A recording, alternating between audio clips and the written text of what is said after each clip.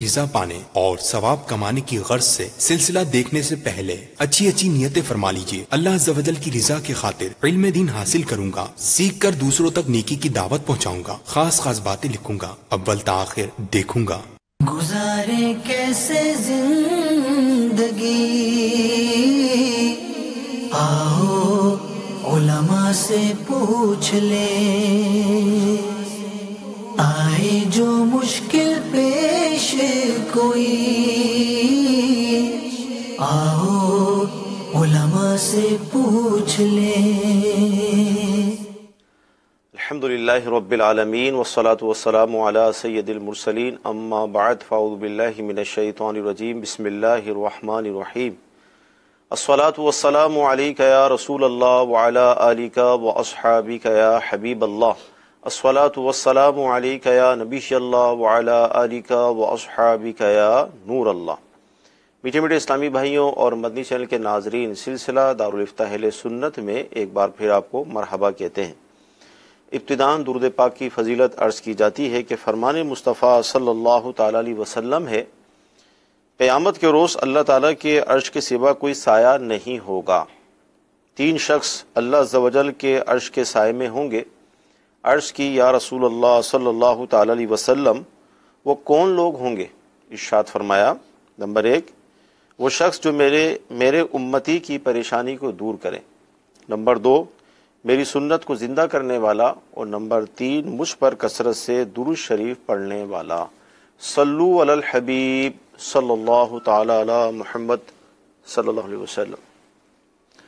مدنی channel کے ناظرین، اللہ تعالیٰ کی رحمت ہے کہ اسلام نے زندگی کے ہر شعبے میں، ہر گوشے میں ہماری رہنمائی فرمائی، یعنی کسی بھی معاملے میں اسلام نے ہمیں تنہا نہیں چھوڑا۔ اللہ تعالیٰ کی رحمت ہے کہ ہم مسلمان ہیں، اور ظاہر ہے اس نے ہمیں ایمان کی دولت عطا فرمائی، اور ہم دعا کرتے ہیں اللہ تعالیٰ کی بارگاہ میں کہ اللہ تعالیٰ ہمارے ایمان کی حفاظت فرمائے، اور ایمان لے کر ہی ہم دنیا سے رخصت ہوں۔ اب جس طرح میں نے عرض کیا کہ اسلام ہماری ہر معاملے میں رہنمائی فرماتا ہے، تو اپنے اس معاشرے کے اندر ہم مسلمانوں میں دیکھتے ہیں کہ کچھ افراد ہمیں ایسے نظر آتے ہیں کہ جو نابینا ہیں، جنہیں آنکھوں سے نظر نہیں آتا۔ کچھ ایسے افراد ہوتے ہیں جو گنگے ہیں، جو اپنی زبان کے ذریعے گفتگو نہیں کر سکتے۔ اسی طرح کچھ ایسے لوگ ہوتے ہیں کہ جو بہرے ہوتے ہیں، جنہیں اپنے کانوں سے سنائی نہیں دیتا۔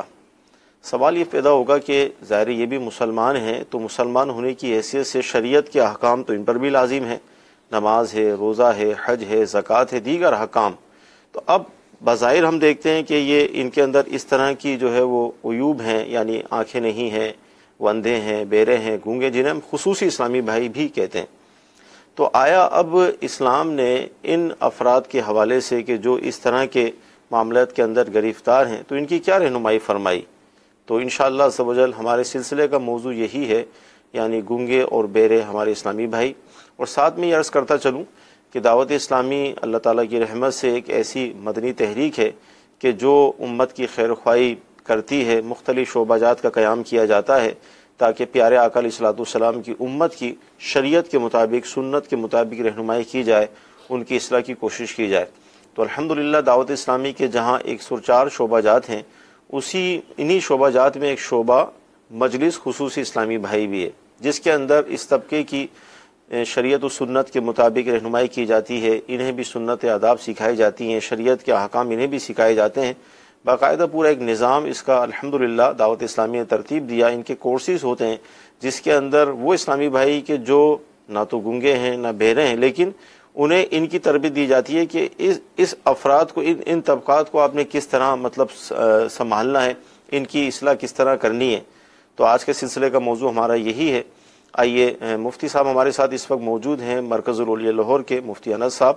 ہم ان کو سلسلے میں خوش آمدید بھی کہتے ہیں، مرحبا کہتے ہیں۔ آئیے کورس کو ہم شامل کرتے ہیں۔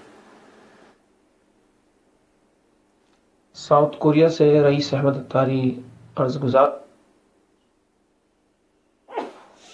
اگر گونگے سے نماز قضا ہو جائے تو کیا حکم ہے؟ شرعی حکم بتا دیں۔ جی مفتی صاحب کیا ارشاد فرمائیں گے، اگر گونگے سے نماز قضا ہو جائے تو کیا حکم ہوگا؟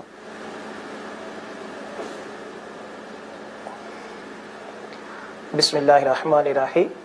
اصل میں گونگا بھی ایک مکلف انسان ہے، جس طرح کے دیگر احکام گونگے کے اوپر نافذ ہوتے ہیں، اسی طرح دیگر احکام کے ساتھ ساتھ نماز کا فرض بھی اس کے اوپر لازم ہے۔ اگر بلا وجہ گونگا اپنی نماز قضا کرے گا تو گناہ گار بھی ہوگا، اور اس کے اوپر اس قضا کی ادائیگی بھی لازم ہوگی، توبہ بھی لازم ہوگی اور قضا بھی لازم ہوگی۔ تو لہٰذا گونگا ہو یا بہرا ہو، اس کے اوپر لازم ہے کہ وہ اپنی اوقات نماز کا لحاظ رکھتے ہوئے بر وقت نماز با جماعت ادا کرے۔ ٹھیک۔ اچھا، یہاں پر یہ ارشاد فرمائیں کہ جو اس طرح کا طبقہ ہوتا ہے، جو گونگے یا بہرے ہوتے ہیں، تو ان کو سمجھانا کوئی اتنا آسان نہیں ہوتا کہ یہ مطلب اشارے سے ہماری بات فوراً سمجھ جائیں۔ اولاً تو بعض لوگ ان سے ڈرتے ہیں کہ ایسا نہ ہو کہ یہ پتھر ہی اٹھا کے مار دیں، تو کیا فرمائیں گے اس حوالے سے، کیا کریں؟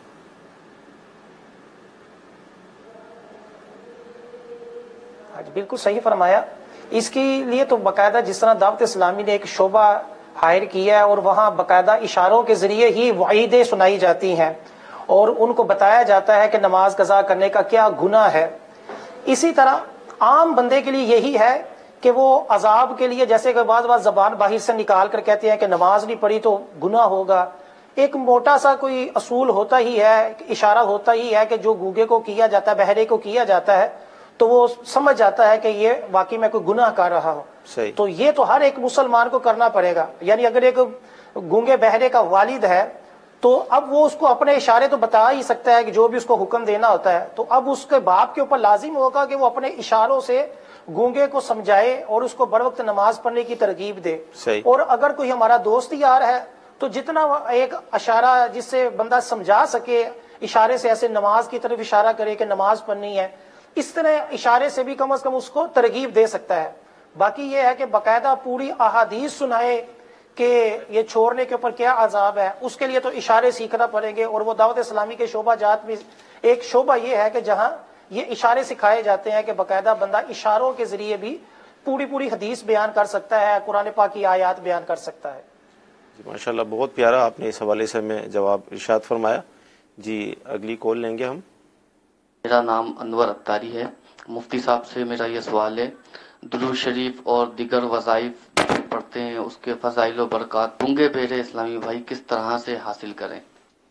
جی جو وظائف ہوتے ہیں مفتی صاحب، ظاہر ہے ہم یہی اس کا حکم بیان کرتے ہیں کہ اتنی آواز سے پڑھنا ہے کہ آپ خود اپنے کانوں سے سن لیں۔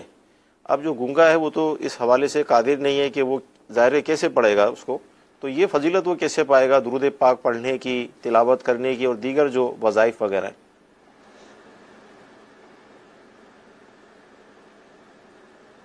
بڑا اچھا سوال ہے، اور اس کو سمجھنا بھی چاہیے کہ اب وہ پڑھ نہیں سکتا تو اس کا تصور جمائے گا۔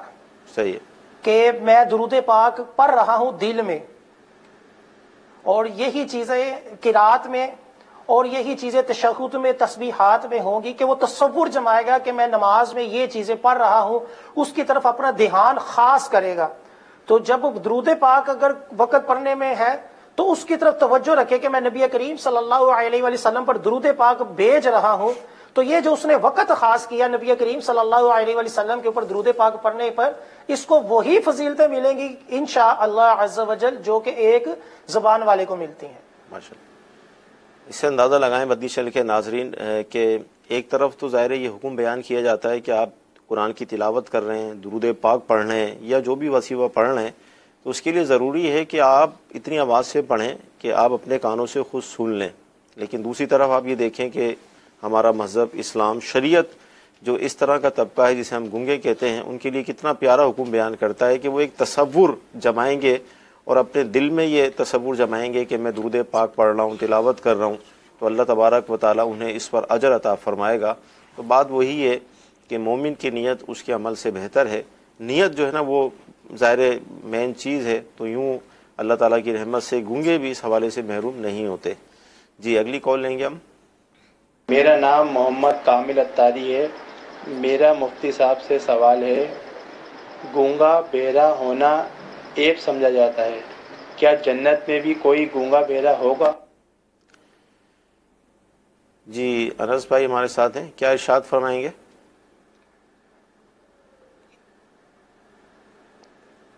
اصل میں جنت میں تو اس طرح کی کمیاں نہیں ہوں گی، وہاں تو صرف نعمتیں ہی نعمتیں ملیں گی. سبحان اللہ. تو زبان، آنکھ اور یہ کان یہ ایک نعمت ہے، تو دنیا سے پردہ کرنے کے بعد یہ اکمل طور پر اس کو ملیں گے. اور جنت میں بھی اس کو ہر چیز وہ نعمت جو ہوگی جسم کے اعتبار سے، اخروی اعتبار سے، ہر اعتبار سے، آسائشوں کے اعتبار سے ہر نعمت جنتی کو ملے گی. تو جنت میں بھی اس کو یہ آنکھ، زبان، ہر چیز ملے گی. اور دنیا میں یہ جو کمی رہ گئی ہے اس کا بھی اللہ تعالیٰ اس کو اجر عطا فرمائے گا. کہ جو اس میں اللہ تعالیٰ نے کوئی کمی رکھی کسی حکمت کے تحت، اس کے اوپر اگر وہ صبر کرے گا، جیسا کہ آنکھ والوں کے بارے میں آتا ہے کہ اللہ تعالیٰ جس کی 2 آنکھیں لے لے اور وہ اس کے اوپر صبر کرے تو اللہ تعالیٰ سوائے جنت کے کسی اور چیز پر راضی نہ ہوگا. سبحان اللہ. تو اسی طرح یہ نعمت بولنا بھی اور سننا بھی اگر یہ کسی انسان سے سلب ہو جائے تو اس کے اوپر اپنے رب کی رضا پہ راضی رہے. دنیا میں بھی اللہ تعالیٰ اس کی آخرت بھی اچھی کر دے گا، دنیا بھی اس کی اچھی کر دے گا، اور آخرت تو ضرور انشاءاللہ عز و جل مومن کی اچھی ہی اچھی ہے. سبحان اللہ. بہت پیاری بات مفتی صاحب نے ارشاد فرمائی کہ جو دنیا میں اس طرح کے جس کے پاس عیوب ہیں اور یہ اللہ تعالیٰ کی طرف سے ہی ہوتے ہیں، اللہ تعالیٰ کی حکمتیں اس میں ہوتی ہیں جو ہم نہیں سمجھ پاتے، لیکن جنت ہر طرح کے ٹینشن سے، ہر طرح کے غم سے پاک ہے. اللہ کی رحمت سے، پیارے آقا علیہ الصلوۃ والسلام کی شفاعت کے صدقے جب ہم جنت میں داخل ہوں گے تو وہاں کسی قسم کا نہ غم ہوگا نہ ٹینشن ہوگی، انشاءاللہ مزے ہی مزے ہوں گے. اللہ تعالیٰ ہمیں نصیب فرمائے. جی مزید کال لیں گے. ساؤتھ کوریا سے رئیس احمد اتاری عرض گزار ہوں. مفتی صاحب کی بارگاہ میں میرا سوال یہ ہے کہ کیا کوئی گونگا بہرا اسلامی بھائی جس دعوت اسلامی کی اصطلاح میں خصوصی اسلامی بھائی کہا جاتا ہے، وہ کسی غیر مسلم گونگے بہرے سے دوستی کر سکتا ہے؟ اور اگر کسی کی دوستی ہو تو اسے کیا کرنا چاہیے؟ جی مفتی جمیل صاحب کیا ارشاد فرمائیں گے اس حوالے سے؟ الحمدللہ رب العالمین والصلاة والسلام علی سید الانبیاء والمرسلین. مسلمان چاہے وہ زبان سے بولنے پہ قدرت رکھتا ہو یا اللہ تعالیٰ کی حکمت کے پیش نظر اس میں بولنے کی طاقت قوت نہ پیدا کی گئی ہو، جی تو اس کے لیے کفار سے دوستی جائز نہیں ہے. یعنی کفار سے دوستی کے حوالے سے صرف گونگا ہی کو منع نہیں کیا جا رہا، جو زبان سے بولنے پہ قدرت رکھتے ہیں ان کے لیے بھی کفار سے دوستی جائز نہیں. مسلمانوں کو مسلمانوں سے ہی دوستی رکھنی چاہیے، اور مسلمانوں میں بھی ان کی دوستی کو زیادہ ترجیح دینا چاہیے کہ جن کی صحبتیں اچھی ہوتی ہیں، جن کے ذریعے آخرت اچھی بنتی ہے، بندے کو نیکی کی ترغیب ملتی ہے. ورنہ ایک مسلمان کو ایسے مسلمان کی صحبت میں بھی نہیں بیٹھنا چاہیے کہ جس کی صحبت میں بیٹھنے کی وجہ سے نمازوں سے دور ہو رہا ہو، گناہوں کی طرف بڑھتا چلا جا رہا ہو. تو کسی مسلمان کے لیے بھی ایسے فاسق مسلمانوں کی صحبت میں بیٹھنے کی اجازت نہیں جس سے اللہ تعالی کی نافرمانی پر آدمی کمر بستہ ہو جاتا ہو. صالحین کی دوستی اس کو اپنانا چاہیے، جیسے قرآن پاک میں وَكُونُوا مَعَ الصَّادِقِينَ، سچوں کے ساتھ ہو جاؤ. اچھے اور نیک پرہیزگار لوگوں کی دوستی انشاءاللہ وہ آدمی کا دنیا میں بھی اور آخرت میں بھی انشاءاللہ بیڑا پار کرائے گی. اور اگر کفار سے دوستی ہوئی یا ایسے لوگوں کے ساتھ دوستی اٹھنا بیٹھنے کا سلسلہ رہا کہ جن سے اللہ تعالیٰ کی نافرمانی کا سلسلہ بڑھتا ہے، تو یہ دوستیاں دنیا میں بھی نقصان پہنچاتی ہیں اور آخرت میں بھی نقصان پہنچانے والی ہیں. جی مزید کال لیں گے. بات کر رہا ہوں میں مفتی صاحب سے یہ پوچھنا چاہتا ہوں کہ اگر ایک گونگا آدمی جو کہ غیر مسلم ہو وہ کلمہ پڑھنا چاہتا ہو، یعنی مسلمان ہونا چاہتا ہو، وہ کلمہ کیسے پڑھے گا؟ اور مسلمان ہونے کے بعد وہ نماز کیسے پڑھے گا؟ جو آپ عنایت فرما دیں. جی کیا فرماتے ہوں؟ اب جو گونگا آدمی ہے وہ بولنے پہ تو قدرت نہیں رکھتا، لیکن جو کلمہ شریف کے جو 2 جز ہیں، لا الہ الا اللہ محمد رسول اللہ، تو اس کے میننگز، اس کے جو معنی ہیں، اس کا جو خلاصہ مفہوم بنتا ہے وہ اس گونگے کو بتایا جائے. ٹھیک ہے کہ اللہ تعالیٰ کے سوا کوئی عبادت کے لائق نہیں، صرف وہی عبادت کا مستحق ہے، اور نبی کریم رؤوف الرحیم صلی اللہ علیہ وسلم اللہ تعالیٰ کے رسول ہیں، اس کی طرف سے بھیجے گئے ہیں. تو اس طرح کا جو مفہوم ہے، جو ہمارے خصوصی اسلامی بھائیوں کی جو مجلس ہے، تو ان کے ذریعے سے بھی یہ اشارہ سیکھا جا سکتا ہے کہ کس طرح اس بات کو ڈیفائن کیا جائے گا، ورنہ جو جیسے گونگے کی بولی گونگے کی ماں ہی سمجھتی ہے، ایک محاورہ بھی ہے، تو جن کے گھروں میں ایسے کوئی افراد پیدا ہو جاتے ہیں تو وہ کسی حد تک اس بات کو اس کے ذہن نشین کر سکتے ہیں۔ تو اگر کوئی غیر مسلم ہے اور وہ مسلمان ہونا چاہتا ہے تو اگر اس کو اس بات یہ دو باتیں اس کے ذہن نشین کم از کم کرا دی جائیں کہ اللہ تعالیٰ کے سوا کوئی عبادت کے لائق نہیں ہے اور محمد صلی اللہ علیہ وسلم اللہ تعالیٰ کے رسول ہیں، یہ دو باتیں اگر اس کے ذہن نشین کرا دی گئیں اور اس کو وہ دل و جان سے ایکسیپٹ کر لیتا ہے، دل کی تصدیق اس کی ہو جاتی ہے، تو ایمان کے لیے اس شخص کے حق میں اتنا مطلب مسلمان ہونے کے لیے اتنا کافی ہے۔ اب رہا یہ کہ جس طرح بولنے والا وہ اپنی زبان سے اقرار کرتا ہے کہ کلمے کا اظہار کرے گا کہ میں کلمہ پڑھ چکا ہوں، میں مسلمان ہوں، تو اب جو یہ گونگا ہے دل میں اس کی تصدیق آ چکی ہے، تو اللہ تعالیٰ کے نزدیک تو اس کا مسلمان ہونا ثابت ہو جائے گا۔ اب رہا ہمارے اعتبار سے عوام میں ایک مسلمان طبقہ اس کو مسلمان کیسے سمجھے، تو اب وہ گونگا جو ہے جس نے دل سے اللہ تعالیٰ کی وحدانیت اور معبود برحق ہونے کا یقین کر لیا، نبی کریم صلی اللہ علیہ وسلم کو اللہ کا رسول مان لیا، اب اس کو چاہیے کہ اپنے اس ایمان کا اظہار کرنے کے لیے مسلمانوں کے سامنے آئے اور جو ارکان اسلام افعال اسلام ہیں ان کو بجا لائے تاکہ مسلمان بھی اس کے اس دلی اعتقاد پہ گواہ بن جائے، یعنی وہ لوگوں کے سامنے پھر نماز نماز مسجد میں ادا کرے۔ تو اب یہ ہے کہ ایسے افراد کو جو نو مسلم ہوتے ہیں تو ان کے لیے ہمیں اس طرح کا اہتمام کرنا چاہیے، جہاں جہاں اس طرح نو مسلم اگر آتے ہیں تو ان کی تربیت کا سلسلہ ہو، اور الحمدللہ دعوت اسلامی میں نو مسلم افراد کے لیے بھی باقاعدہ تربیت کے کورسز وغیرہ ہیں، شعبہ قائم ہے الحمدللہ جو نو مسلم افراد کی تربیت کرتا ہے۔ جی، نو مسلم جو مسلمان ہوتے ہیں ان کے لیے ایک شعبہ دعوت اسلامی نے قائم کر دیا ہے، اور ضمن مگر حیدرآباد کے اندر باقاعدہ اسی مہینے میں اس کورس کا آغاز بھی کیا جا رہا ہے، تاکہ جو ظاہر جب یہ نئے مسلمان ہوتے ہیں تو ان کو احکام سکھانے کے حوالے سے پورا ایک کام ہے، تو دعوت اسلامی ان کی خیر خواہی کی نیت سے الحمدللہ اب یہ کام کرنے کے لیے بھی نکل رہی ہے۔ اللہ تعالیٰ مزید برکت عطا فرمائے۔ جی، ویڈیو سوال لیں گے ہم۔ کیا بیرا شخص نے آیت سجدہ پڑھی تو اس پر سجدہ تلاوت لازم ہوگا؟ اور دوسرا سوال ہے، کیا بیرا شخص امامت کر سکتا ہے؟ جی، کیا فرمائیں گے؟ ظاہر سنائی تو نہیں دیا۔ آیت سجدہ تلاوت کرنے والے کے لیے نارمل جو حکم یہ ہے کہ ایک آدمی جیسے قرآن پاک سامنے ہوتا ہے تو اس کو سامنے دیکھ کر عام طور پہ جس طرح ہم کتابیں پڑھ رہے ہوتے ہیں سمجھ میں آ رہی ہوتی ہے تو ہم اس کو پڑھنا کہہ لیتے ہیں، تو اگر کسی نے یوں قرآن پاک کو سامنے رکھا ہے، کھولا ہے اور وہ پڑھ رہا ہے، زبان سے نہیں پڑھ رہا، یا اگر پڑھ بھی رہا ہے زبان سے تو وہ اتنی آواز نہیں نکال رہا کہ جس سے اس کے اپنے کانوں تک آواز پہنچے، تو اگر ایک باقاعدہ سننے والا بولنے پر قدرت رکھنے والا اگر اس طرح پڑھتا ہے کہ آواز نہیں نکالتا تو آیت سجدہ کی اگر وہ ریڈنگ کر لیتا ہے تو سجدہ تلاوت اس پہ لازم نہیں ہوتا۔ یہ تو ایک نارمل ایک آدمی کے لیے مسئلہ ہے۔ اسی طرح فقہاء کرام نے بہرے شخص کے لیے بھی اسی طرح کا مسئلہ ذکر فرمایا ہے کہ اگر بہرا شخص جو اپنی آواز بھی نہیں سن سکتا تو اب ایسا آدمی اگر تلاوت کرتا ہے، تلاوت کرنے کی صورت میں اگر یہ اتنی آواز نکال لیتا ہے کہ اگر یہ بہرا نہ ہوتا تو اس کو اپنی آواز سنائی دیتی، تو اتنی آواز میں اگر اس نے آیت سجدہ کی تلاوت کی ہے تو اس کے اوپر سجدہ تلاوت لازم ہو جائے گا، اگرچہ اپنی آواز نہیں سن پا رہا، بھلے کوئی چیخ کے بھی بولے تب بھی نہیں سن پا رہا، لیکن اتنی آواز سے اس نے خود تلاوت کی ہے کہ اس اگر یہ سننے کا عارضہ نہ ہوتا، سماعت میں جو خلل ہے تو یہ اپنی آواز سن لیتا تو اس کے اوپر سجدہ تلاوت لازم ہوگا۔ اور دوسرا جو سوال ہے کہ کیا بہرا شخص امامت کر سکتا ہے، تو بہرا شخص ان لوگوں کی بھی امامت کر سکتا ہے کہ جو باقاعدہ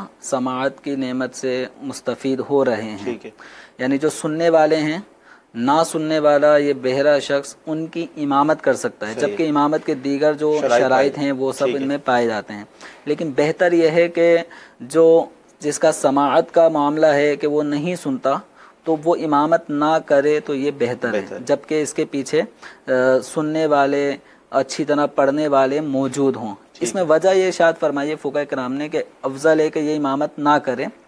تو اس کی وجہ یہ کہ بتقاضۂ بشریت آدمی سے بھول چک ہو جاتی ہے. لقمہ جو دیا جاتا ہے، لقمہ جس کو ہم کہتے ہیں، تو بس اوقات ایک آیت پڑھ رہا ہے، اس آیت پڑھتے پڑھتے یہ اٹک جاتا ہے، یا پڑھتے ہوئے یہ کوئی ایسی غلطی کر دیتا ہے جس سے معنی فاسد ہو گیا. صحیح. اب پیچھے جو مقتدی ہوگا وہ لقمہ دے گا، اس لقمہ دینے کی وجہ سے یہ اصلاح کر سکتا تھا. لیکن چونکہ یہ سنتا نہیں ہے، تو نہ سننے کی وجہ سے اگر لقمہ بھی دیا جا رہا ہوگا تو وہ لقمہ اس کے تو کام کا نہیں. جو فساد نماز میں قرات کی غلطی ایسی کہ جس سے معنی فاسد ہو گیا تو وہ اصلاح قبول نہیں کر پائے گا. اسی طرح بعض اوقات ایسے مواقع ہوتے ہیں جیسے التحیات جو قاعدہ اخیرہ ہے یہ فرض ہے، اگر یہ قاعدہ اخیرہ کیے بغیر کھڑا ہو گیا اور اب اس کو لقمہ بھی دیا جا رہا ہے تو یہ سنتا تو ہے نہیں، یہ 5ویں رکعت کے سجدے میں چلا گیا، تو یہ جو 4 رکعتیں پڑھی جس میں قاعدہ اخیرہ اس نے نہیں کیا تو یہ چاروں فرض جو تھے وہ باطل ہو گئے مقتدیوں کے. تو اب یہ تھوڑے سے خدشات رہتے ہیں کہ جہاں لقمہ دینا ضروری تھا مقتدی تو وہ ضرورت پوری کر رہے ہیں، لقمہ دے رہے ہیں، لیکن یہ لینے کی چونکہ اس میں اہلیت نہیں ہے تو نماز میں اگر فساد پایا گیا تو وہ دور نہیں ہو پائے گا. تو اس لیے بہتر یہ ہے کہ امامت نہ کرے، لیکن اگر یہ امامت کرتا ہے اور پیچھے سننے والے باقاعدہ افراد موجود ہیں تو یہ سامعین کی امامت کر سکتا ہے. البتہ گونگے کے لیے حکم یہ ہے کہ گونگا جو بولنے پہ قدرت نہیں رکھتا تو وہ قرآن پاک پڑھنے والے قاری افراد کی وہ امامت نہیں کر سکتا. صحیح. اس حوالے سے بھی ہمیں پتہ چل گیا کہ جو بالخصوص بہرا ہے اس کی امامت کا کیا حکم ہے. یعنی مفتی صاحب نے فرما دیا کہ بہتر ہے کہ نہ کرے، کیونکہ اس کے اندر بہت ساری ایسی باتیں بیان کی گئیں لقمہ دینے اور لینے کے حوالے سے، جو ظاہر ہے وہ کیسے لے گا، تو اس لیے بہتر ہے کہ نہ کریں. جی ہم اگلی کال لیں گے. ہمارے خصوصی اسلام بھائی سوال کر رہے ہیں کہ بسم اللہ الرحمن الرحیم والصلاۃ والسلام علیک رسول اللہ، نیت کرنے کے بعد احرام کے لیے زبان سے ایک بار لبیک کہنا ضروری ہے، ڈیف کے لیے کیا حکم ہے ارشاد فرما دیجئے، جزاکم اللہ خیرا. السلام علیکم ورحمۃ. جی مفتی انس صاحب کیا ارشاد فرمائیں گے کہ احرام باندھ لیا اب لبیک کہنا ضروری ہے، کیا حکم ہوگا؟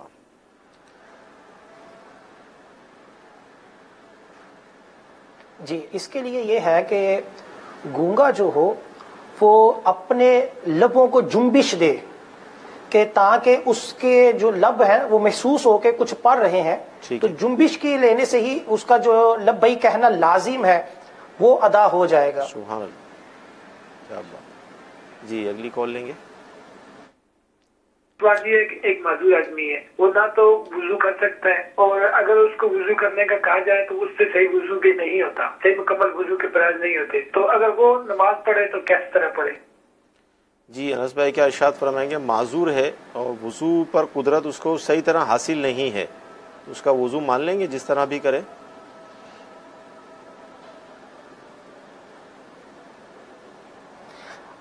معذور اگر واقعی ایسا ہو کہ اس کو وضو کے اوپر قدرت نہیں ہے، یعنی پاس کہیں پانی نہیں ہے اور وہ پاؤں سے بھی نہیں چل سکتا، تو کچھ اور بھی اس کا وضو کروانے والا نہیں ہے، تو اس صورت میں تو تیمم کا حکم ہو سکتا اگر تیمم بھی اویلیبل ہو. ورنہ یہ ہے کہ اگر معذور دوسرے اعتبار سے ہے کہ وہ وضو کا پانی اس کو مل تو رہا ہے لیکن اس کو کرنا نقصان دہ ہے، تو پھر وہ اس کے احکام ہوں گے کہ وہ کوئی سی گرم پانی سے، نارمل پانی سے، کس پانی سے بھی جو کر سکتا ہے وہ کرے گا. تو سوال میں کچھ واضح نہیں ہے کہ معذور کس اعتبار سے کہا جا رہا ہے. ٹھیک ہے. نہیں بعض اوقات ایسا ہوتا ہے نا کہ ہاتھ پیر اس انداز میں ٹیڑھے ہوتے ہیں کہ وہ اس کے لیے منہ دھونا یا ہاتھوں کو دھونا یا پاؤں کو دھونا تھوڑا مشکل ہو جاتا ہے اس کے لیے. اچھا ہر چیز موجود ہے، پانی بھی ہے، سب کچھ ہے. جی جی اچھا یہ معذور اس معنی میں آپ فرما رہے ہیں. جی اس میں یہی ہے کہ جتنا ممکن ہو سکے وہ اپنے ہاتھ کو نل کے نیچے سے لے جائے، اتنا حصہ دھو لے، اور یا جتنا پانی اس کے ہاتھ میں آتا ہے کہ وہ اپنا عضو جو ہے اس سے دھل سکتا ہے اس کا پورے کا پورا تو وہ دھو لے، اور جو ہاتھ ٹیڑھا بھی ہو تو سر کے اوپر مسا تو آسانی ہے، اور جو پاؤں ہے یہ بھی نل کے نیچے اگر رکھ دے گا تو یہ بھی ادا ہو جائے گا فرض. تو یہ جتنا وہ کر سکتا ہے وہ کرے، اور جتنا نہیں کر سکتا تو یہ ممکن ہے کہ وہ نل کے نیچے سے اپنا ہاتھ یا جو بھی عضو لے کر جانا ہے تو یہ تو تقریباً آسان ہی ہوگا، تو یہ اس کے لیے اس کو یہ اہتمام کرنا پڑے گا. اس میں ہم یہ بھی کہہ سکتے ہیں مفتی صاحب کہ اگر اس طرح کا معذور ہے تو وہ اولاً خود فیصلہ نہ کرے، وہ مفتی صاحب کی بارگاہ میں حاضر ہو جائے، اپنے ساتھ کسی کو لے کر آ جائے، تاکہ اس کی پوری کنڈیشن دیکھ کر ہی فیصلہ کیا جائے کہ آپ نے کیا کرنا ہے۔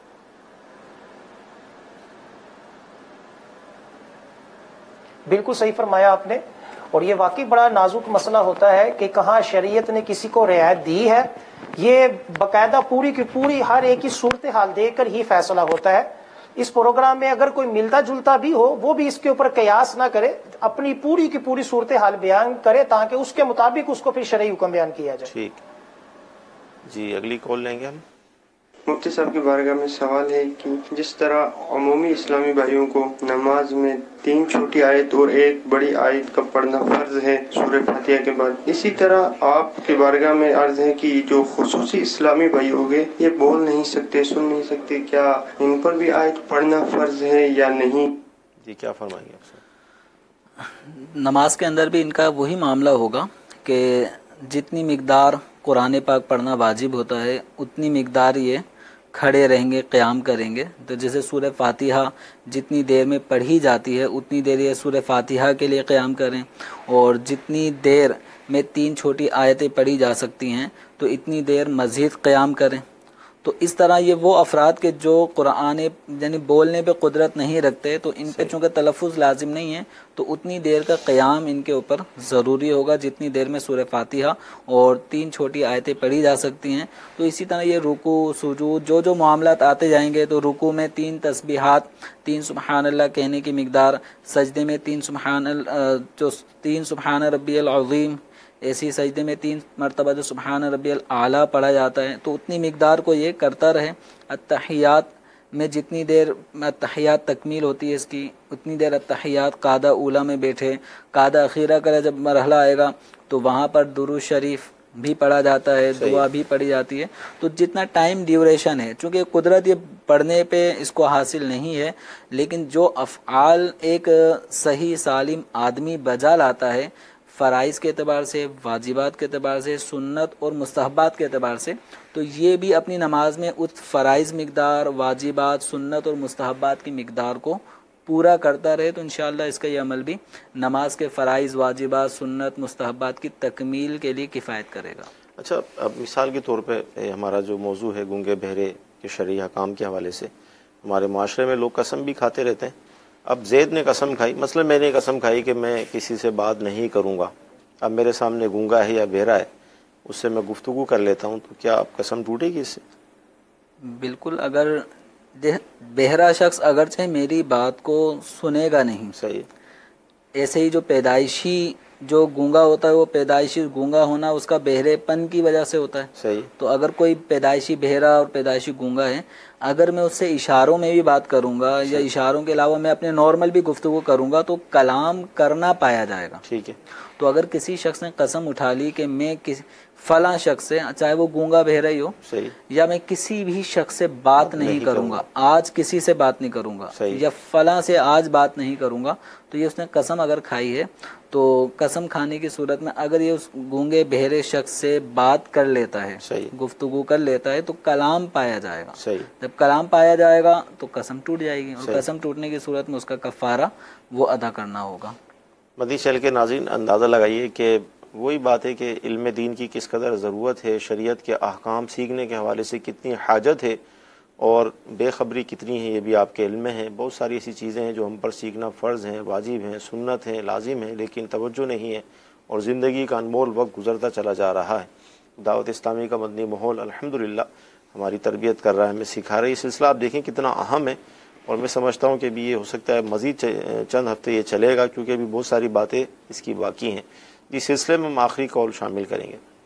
میرا دارالاسلام میں یہ سوال ہے کہ جناب جو گاڑیاں رکھی ہیں رینٹ وغیرہ کا کام کرتے ہیں، کیا اس کے سال کے بعد زکوٰۃ ہوتی ہے؟ اگر ہوتی ہے تو کتنی ہوتی ہے؟ جی کیا فرماتے ہیں؟ رینٹ پر لی جانے والی جو اشیاء ہوتی ہیں ان پہ زکوٰۃ نہیں ہوتی۔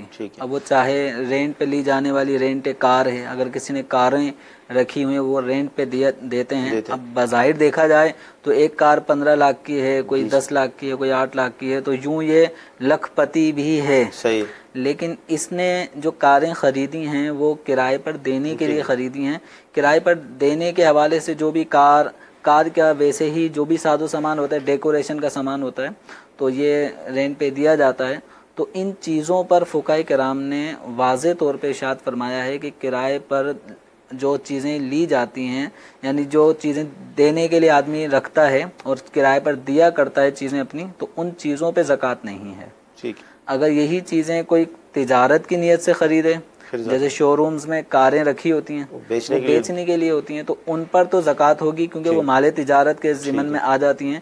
اور یہ جو کرائے پر لی جانے والی چیزیں ہوتی ہیں جو عام طور پہ کرائے پر دینے اور یوں اپنا گزر اوقات کے لیے آدمی کرائے پر چیزیں دیا کرتا ہے، تو ان پہ زکوٰۃ نہیں ہوتی۔ مدنی چینل کے ناظرین، سلسلہ ہوا، بہت اہم معلومات ہمیں حاصل ہوئی اور موضوع بڑا زبردست تھا۔ یہ انشاءاللہ کوشش کریں گے آئندہ ہفتے بھی اس کو ہم آپ کے سامنے پیش کریں۔ اللہ تعالیٰ کی بارگاہ میں دعا کرتے ہیں کہ اللہ تعالیٰ آج کا ہمارا سلسلہ اپنی بارگاہ میں قبول فرمائے، جو سنا ہے جو سیکھا ہے اس پر عمل کرنے کی توفیق عطا فرمائے۔ مرکز الاولیاء لاہور سے مفتی انس صاحب ہمارے ساتھ شامل ہوئے، ہم ان کا بھی شکریہ ادا کرتے ہیں۔ اللہ تعالیٰ ان کے علم، عمر میں، عمل میں برکت عطا فرمائے، اور یہی دعائیں ہمارے مفتی جمیل صاحب کے حق میں بھی قبول فرمائے۔ آمین۔ صلو علی الحبیب صلی اللہ تعالی علی محمد۔ گزارے کیسے زندگی، آؤ علماء سے پوچھ لیں، آئے جو مشکل پیش کوئی، آؤ علماء سے پوچھ لیں۔